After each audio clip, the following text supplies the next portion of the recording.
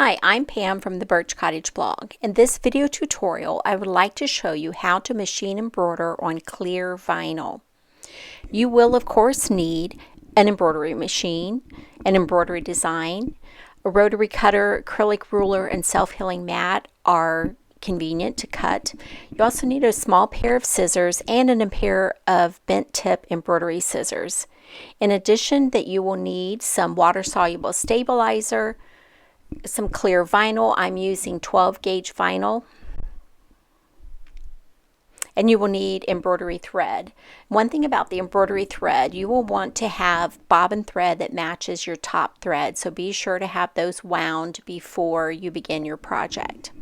Now you will hoop the water soluble stabilizer and then the clear vinyl, and you can see here I have them hooped together with my water-soluble stabilizer and then the vinyl on top of that, and I do have it hooped. And then I have loaded my variegated blue sulky thread in the top of my machine and in the bobbin.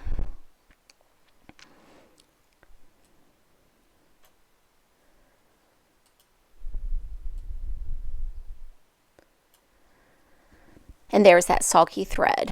Okay, now that the design is finished, I'm going to unload it from my machine. And then I will unhoop it. And when I unhoop it, I'm going to turn it over to the back side, and I'm going to trim away the stabilizer close to my design.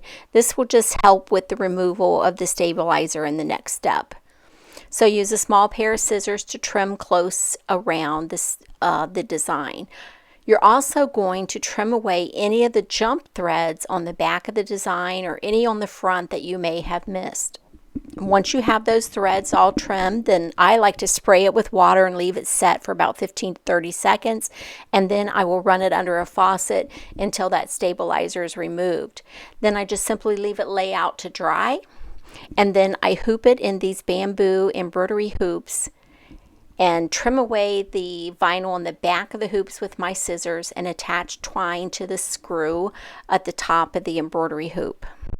The embroidery design I used in this project is called Jacobean Hummingbird Redwork by Designs by JuJu, and I will leave a link to that. Thank you so much for watching my video tutorial. If you found this helpful, be sure to like it and subscribe to my YouTube channel so you'll be the first to know when new tutorials are made available. Thank you.